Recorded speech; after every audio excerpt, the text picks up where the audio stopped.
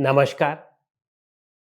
आज की हमारी चर्चा का विषय है अपनी बुद्धि को पारखी कैसे बनाएं, वैज्ञानिक कैसे बनाएं। पारखी और वैज्ञानिक बनाने से ही हमारे जीवन का कल्याण है। वस्तुतः हम सब में वह परख है, वह वैज्ञानिक दृष्टिकोण है, वह ज्ञान है, वह समझ है, वह विवेक है। लेकिन अज्ञानता के मल से वह दबा हुआ है। अज्ञानता के मल से दबा होने के कारण ही वह हमारे सामने नहीं आ पा रहा है, इसलिए हम उसे समझ नहीं पा रहे हैं। और बिना अपनी बुद्धि को वैज्ञानिक बनाए हुए इस संसार में हमारा कल्याण नहीं है। हम सदैव दुख से पीड़ित रहेंगे, क्योंकि ऐसी अनेक चीज़ें इस संसार में आपको मिलेंगी, या आप यूँ कहें कि इस संसार में जो कुछ भी है वह सब माया ही है, संसार का मतलब ही माया है। तो माया से बचने के लिए प्रकृति ने हमें बुद्धि दी है, लेकिन उस बुद्धि को हमने इतना कुंद कर दिया है कि उसकी वजह से वह जागृति ही नहीं हो पाई है, और इसी वजह से हम दुख भोगते रहते हैं। महर्षि पतंजलि ने अविद्या को कैसे परिभाषित किया है?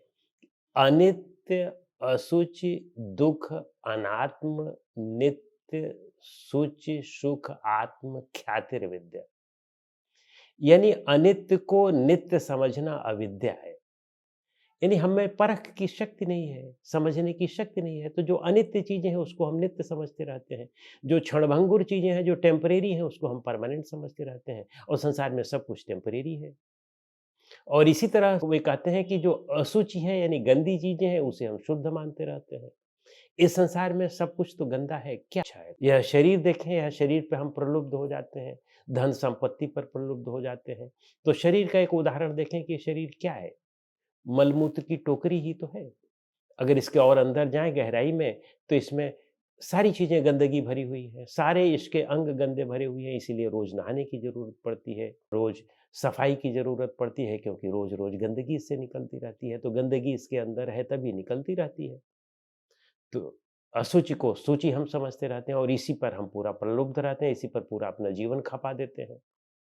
और तीसरा, जो चीज़ दुःखमय है उसको हम सुखमय समझते हैं। क्योंकि परख की बुद्धि नहीं है वैज्ञानिक। यह संसार दुखमय है, क्योंकि यहाँ पर सब कुछ तो अनित्य है। कुछ भी तो अपना नहीं है, और इसको हम अपना पराया मानने लगते हैं। तो दुखमय ही तो है ये, लेकिन हम इसको सुखमय समझते हैं। जितने दिनों तक यह शरीर है बस इसी की सेवा में लगे रहते हैं, और इसलिए अंत में दुःख झेलते हैं। और जो अनात्म है यानी जड़ है, उसे हम आत्म समझते हैं। तो इस संसार में अब देखें यह शरीर क्या है? इसको हम सोचते हैं कि यह आत्ममय है, यह जीवमय है, यह जीव है। लेकिन वास्तव में यह जीव नहीं है, यह तो जड़ है, 5 तत्वों का बना हुआ तत्व है, इसमें ज्ञान और समझ नहीं है। इसके अंदर एक शक्ति है जो आत्मा शक्ति ज़रूर है, लेकिन हम उस आत्म शक्ति को केवल इंसिडेंटल समझते हैं, उसको एक अलग से तत्व नहीं मानते हैं, कि इन 5 तत्वों के मिलने से एक इंसिडेंटली एक तत्व पैदा हो गया है चेतन, चेतन कोई एक अलग तत्व नहीं है, हम ऐसा मानते हैं। लेकिन वास्तव में अगर परख की दृष्टि से देखें, तो जिसमें जड़ है उसमें चेतन नहीं हो सकता है। जिसके मूल में जड़ है उसके कार्य में चेतन कैसे हो सकता है? तो इसका मतलब चेतन अलग तत्व है। तो इसलिए हमें ये पता चल गया कि अज्ञानता के कारण हमारा ज्ञान जो है वह छुपा हुआ है। जैसे आप शीशे को देख लें। शीशे पर जब मैल जमा हो जाती है तो हमें अपना रूप नहीं दिखाई पड़ता है। मैल हटा दीजिए, रूप दिखाई पड़ जाए। शीशा पे कुछ नहीं हुआ है, शीशा तो ठीक वैसे ही है। उसके ऊपर एक परत जमा हो गई है अज्ञानता की। तो हमारे अंदर भी ऐसे उस परख पर एक अज्ञानता या अवैज्ञानिकता जमा हो गई है। और इस अवैज्ञानिकता के जमा करने में हमारा तो अपना एक प्रमुख रोल है ही है। हमने गलत समझा है वह तो प्रमुख रोल है ही है। लेकिन हमारे धर्म ग्रंथों ने भी, हमारे अनेक महापुरुषों ने भी, जिनको हम महापुरुष कहते हैं, तथाकथित धर्म ग्रंथ और तथाकथित महापुरुष कहते हैं, वह किसी भी धर्म में हो, किसी भी संप्रदाय में हो, उन्होंने भी बहुत बड़ा रोल प्ले किया है हमारी परख बुद्धि को कुंद करने का, हमारी वैज्ञानिक बुद्धि को कुंद करने का। वे कहते हैं कि जो कुछ लिखा है बस उसी को सत्य मान लो। जो चीज़ें जैसी लिखी है बस उसको सत्य मान लो, उस पर कोई प्रश्न मत करो, उस पर कोई युक्ति मत लगाओ, कोई तर्क मत करो। तो हमारी तर्क शक्ति जो है, युक्ति शक्ति जो है, समझने की शक्ति है, वह कुंद हो जाती है कि भई मानते चलो, मानते चलो, मानते चलो, चाहे जैसा भी है मानते चलो, मानते चलो। अब उस मानते चलने में हम कुछ सोच विचार नहीं कर पाते हैं, गहराई से नहीं सोच पाते हैं और गहराई से सोचने को मना किया गया है कि बस जो जैसा कह दिया गया है, गुरु जैसा कह दे या ईश्वर ने जैसी वाणी बोल दी है या धर्म ग्रंथों में जैसा लिख दिया गया है, बस वैसे ही सत्य है। तो इस तरह से हमारी जो शक्ति है अंदर की, वह कुंद हो जाती है और हम सोचना विचारना बंद कर देते हैं। जब सोचना विचारना बंद कर दोगे तो विवेक शक्ति जागृत नहीं हो पाएगी।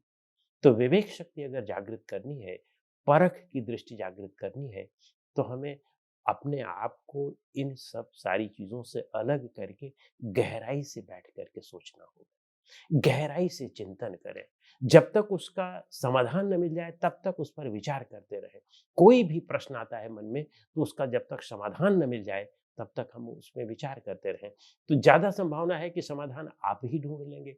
लेकिन अगर अभी हमारी परख शक्ति बहुत ज़्यादा अंदर दब गई है, तो उससे ऐसे लोगों का सत्संग करें, जिनमें वास्तविक परख शक्ति है, जो आपको चीज़ों को परखा सकते हैं, जो उस परम स्थिति को प्राप्त हो चुके हैं, जो एनलाइटेंड हो चुके हैं, उनसे मिलें, उनसे समझें और उनकी वाणियों पर विचार करें।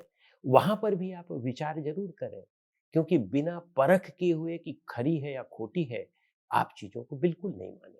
मैं तो यही सलाह दूँगा कि बिल्कुल उनको ना माना जाए और फिर आप देखें कि धीरे-धीरे आपकी बुद्धि जागृत होती जाएगी और फिर आप में सुख शांति आती जाएगी, समझ आती जाएगी, आपकी परख शक्ति जागृत हो जाएगी, विवेक जागृत होता जाएगा और अंततः फिर आपका जीवन पूर्ण सफल होगा और आपका तो पूर्ण सफल होगा ही, दूसरों को भी आप सफल करने में मदद करेंगे। नमस्कार।